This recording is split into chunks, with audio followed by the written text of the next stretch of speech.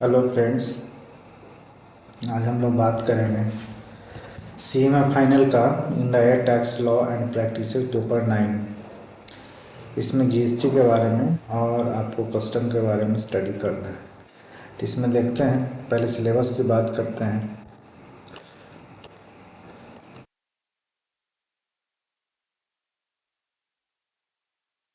Syllabus में पहला chapter जो है सप्लाई का, जो हम सप्लाई हम लोग इंटर में भी पढ़े होंगे, लेकिन इसमें पहला चैप्टर सप्लाई का है, जिसमें फर्स्ट पार्ट जो है इंट्रोडक्शन का है।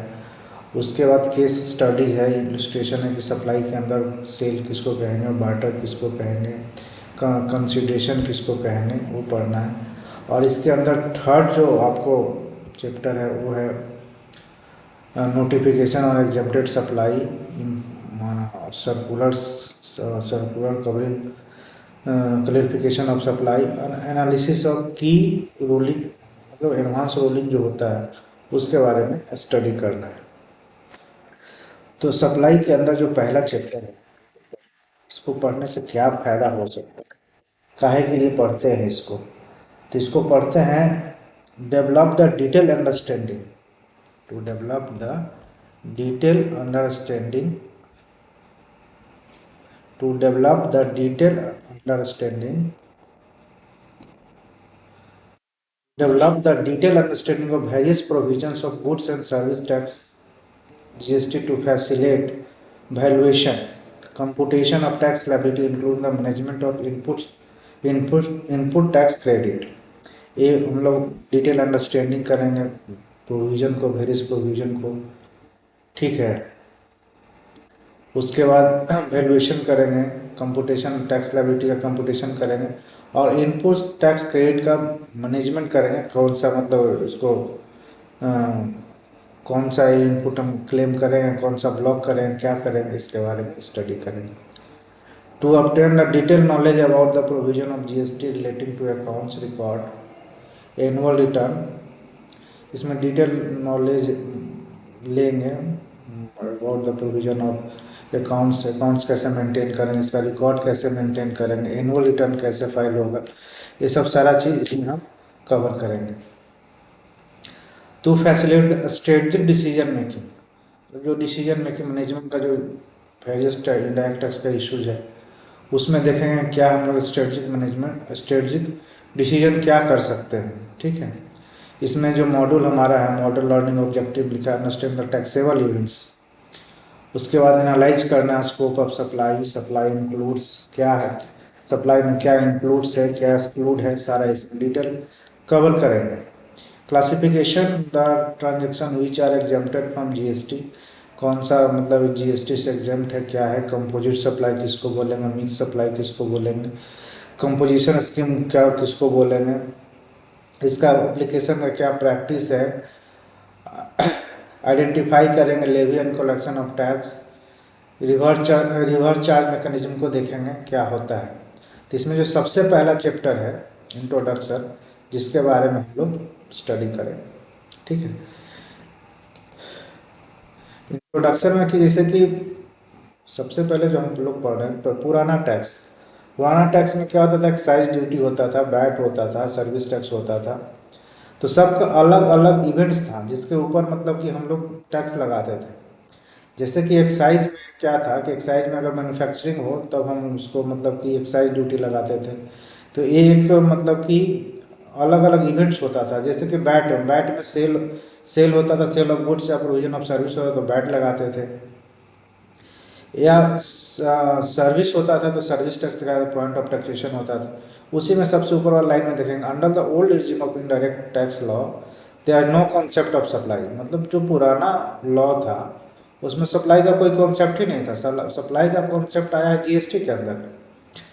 एक्साइज ड्यूटी, चाहे एक्साइज आपका स्टेट एक्साइज में मैन्युफैक्चरिंग पे चाहे होता था, उसी प्रकार आपको सर्विस टैक्स जो है पॉइंट ऑफ टैक्सेशन रूल से मतलब कवर होता था। बैट होता था आपका सेल ऑफ गुड्स और प्रोविजन ऑफ सर्विस, ऐसे मतलब पहले टैक्स लगता था। अब क्या है कि अब सारे को मर्ज करके अब एक इवेंट्स हम लोग को देखना है, वो है सप्लाई, ठीक है। सप्लाई कब होता था, उसके बाद सप्लाई इवेंट्स कब होता है, ठीक है, सप्लाई, सप्लाई इवेंट्स और टाइम ऑफ सप्लाई, ये तीनों चीज़ अलग अलग टर्म हैं जो हम लोग आगे चल के काफ़ी डिटेल में इसको देखेंगे या फिर इंटर में भी हम लोग पढ़े होंगे। तो उसमें सबसे पहले जितना भी न्यू रिजीम है, जितना भी पुराना टैक्स था, वैट, सीएसटी, आपको एक्साइज, सारा को कंज्यूम करके एक सिंगल टैक्स सिस्टम लाया गया है जिसको बोला जाता है जीएसटी। जीएसटी में एक वाइटल टर्म दिया गया है जिसका नाम है supply. Supply the term supply is consider taxable events. Taxable events कब हो रहा है उस पर डिपेंड करता है। The ability of tax arise, availability कब एराइज होगा वो तो टाइम ऑफ सप्लाई पे डिपेंड करता है कि टाइम ऑफ सप्लाई कब है उसका, गुड्स और सर्विस का, उस पर डिपेंड करता है। Before knowing about the scope of supply of GST, let's focus about the GST. और पहले जीएसटी तो देखते हैं क्या होता है। तो जीएसटी जो है, जितने भी पुराना बीमारी था मतलब ओल्ड टैक्स रिजीम का, वो सबको क्योर करता है, ठीक है। As a result India adopt dual GST which where tax imposed currently by the center and state, मतलब जितना भी था उसको अडॉप्ट ड्यूअल मॉडल में हम लोग एक्सेप्ट किए हैं। उसमें ड्यूअल जीएसटी मॉडल बोलते हैं। ड्यूअल जीएसटी मॉडल होता क्या है, इसमें 3 टाइप का जीएसटी दिया गया है। यूँ कहें तो 4 टाइप का जीएसटी है। एसजीएसटी स्टेट गवर्नमेंट कलेक्ट करती है। अब जहाँ पे स्टेट हमारा नहीं है, स्टेट यूनियन टेरेटरी, तो उस केस में यूटी जीएसटी हो जाएगा, जो मतलब पर्टिकुलर यूटी कलेक्ट करेगा। यूटी कलेक्ट करने का मतलब सेंट्रल गवर्नमेंट कलेक्ट करती है। तो 3 टाइप का जीएसटी होता है हमारा, SGST, CGST, IGST. SGST extend पर होता है state goods and service tax, जो state government particular state government का होता है, जो state government particular state government collect करता है। सीजीएसटी होता है क्या, सेंट्रल जीएसटी होता है जो सेंट्रल गवर्नमेंट अथी करता है, कलेक्ट करता है। आईजीएसटी क्या होता है, integrated GST, collected by central government और inter state supply of goods and service. तो जो भी आईजीएसटी सेंट्रल गवर्नमेंट कलेक्ट करता है, inter supply of goods and service. ये बाद में हम लोग डिटेल देखेंगे कैसे कैसे इनका बंटवारा होता है। जीएसटी एक्सटेंड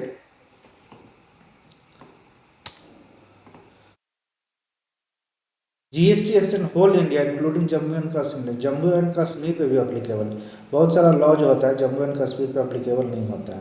तो जीएसटी जो हमारा है इंक्लूडिंग जम्मू एंड कश्मीर पर होल इंडिया मतलब एक्सटेंड है, मतलब सारे जगह आपको ये अप्लीकेबल है। विथ इफेक्ट ऑफ 1 जुलाई 2000, जिस समय जीएसटी आया है उसी टाइम से ये पूरा होल इंडिया अप्लीकेबल है including Jammu and Kashmir. GST has mitigating the cascading effect, मतलब कैस्केडिंग इफेक्ट जो होता था, पहले टैक्स के ऊपर टैक्स लगता था। जैसे एक्साइज का मैन्युफैक्चरिंग हुआ, कोई पेन का मैन्युफैक्चरिंग, मान लिया कि ये पेन का मैन्युफैक्चरिंग हुआ, ये मैन्युफैक्चरिंग पर जो टैक्स लगा, एक्साइज ड्यूटी लगा, फिर उसको वैल्यू जोड़ के फिर हम लोग टैक्स पे, एक्साइज पे भी हम लोग वैट लगा देते थे, तो उसी को कैस्केडिंग इफेक्ट बोलते हैं। Tax on tax, that is called cascading effect, तो वो ख़त्म कर दिया। क्रिएटेड यूनिफाइड नेशनल मार्केट, एक नेशनल मार्केट क्रिएट कर दिया गया है। एंड एलिमिनेशन, इससे क्या हुआ कि जितना मल्टीपल टैक्सेस और डबल टैक्सेशन हुआ था उसको एलिमिनेट कर दिया।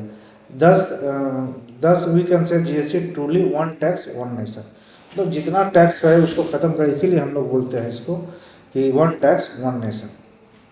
अब यूटी जीएसटी क्या होता है, a union territory without legislation.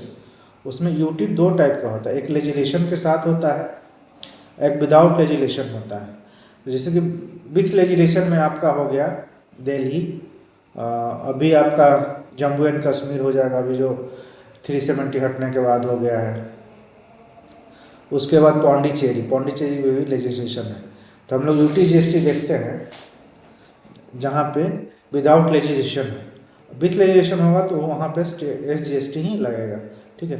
Supply within such union territory, central GST will apply to whole India, hence it would applicable to all union territory without legislation, ठीक है। To replicate the similar law of state union territory without legislation, the parliament has power under article 246(4) to make such law alternatively the president of India में use general power of formulate, मतलब कि president of India के पास power है कि इसके according हम लोग अथी फॉर्मुलेट करें।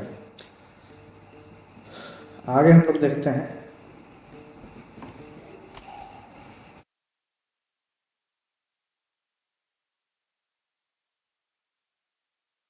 Function of GST council.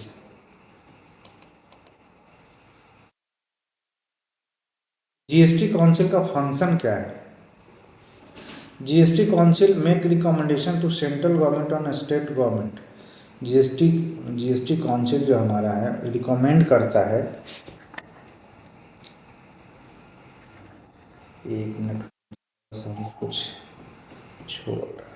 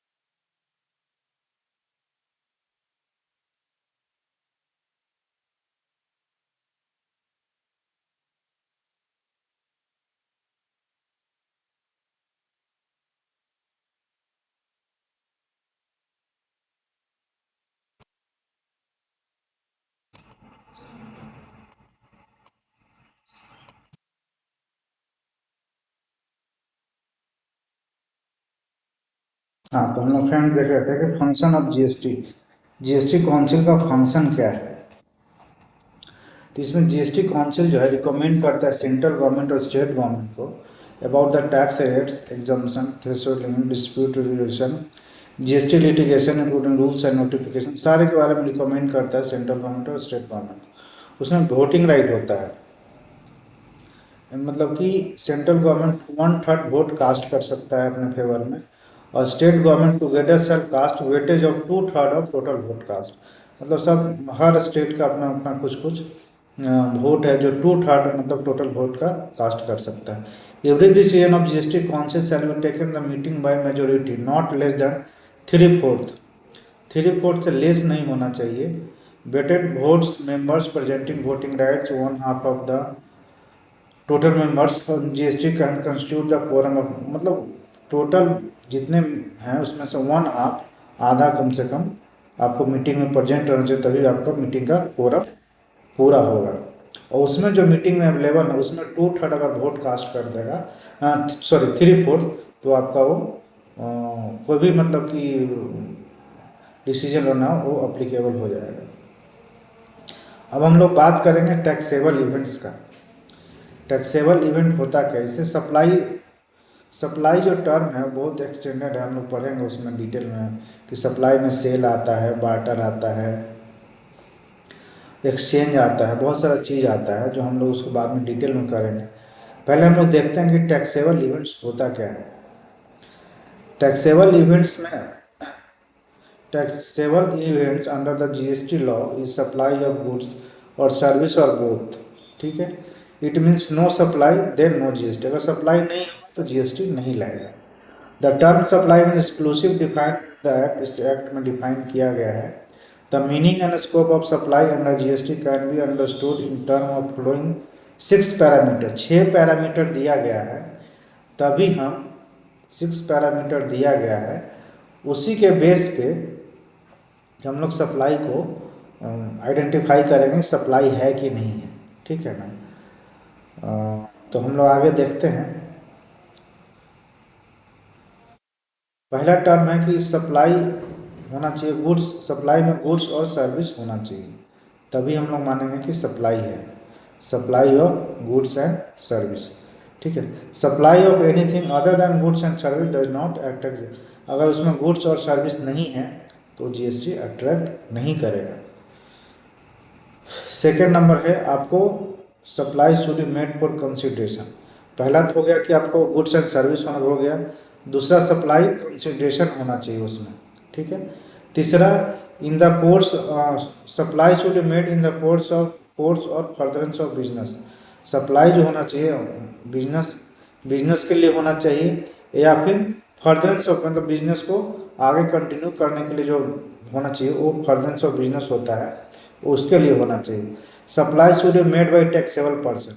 Supply taxable person, तो सप्लाई जो करेगा वो टैक्सेबल पर्सन करेगा, मतलब कि जीएसटी रजिस्टर्ड पर्सन जो होगा वही सप्लाई कर सकता है।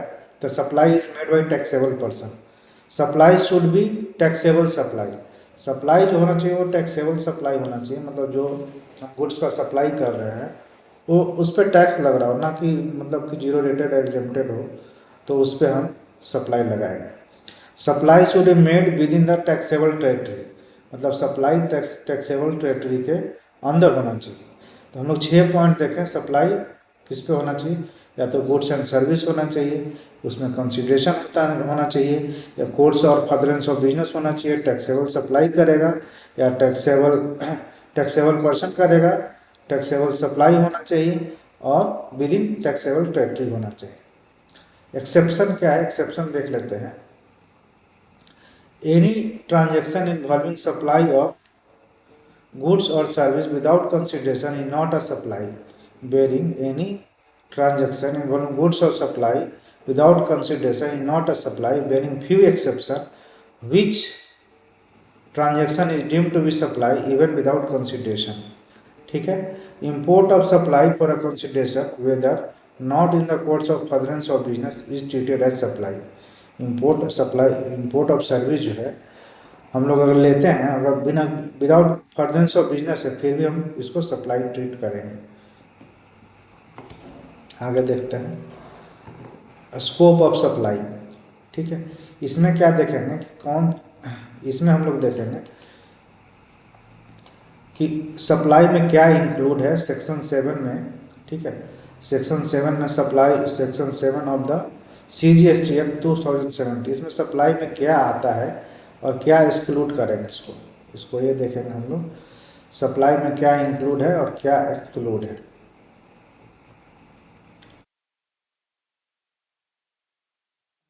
तो सप्लाई में सबसे पहले हम लोग देखते हैं कि all form of supply of goods और सर्विस और both such as sale, transfer, barter, exchange, licence, rental, lease, disposal made और agree to be made for a consideration by a person in the course और furtherance of business, मतलब जितने भी type का supply है goods और service और दोनों का, such as sale, transfer, barter, exchange, licence, rental, disposal made और agree to be made for consideration, तो कंसिडरेशन के साथ होता है by a person the course और a furtherance of business, then इसको सप्लाई हम मानेंगे।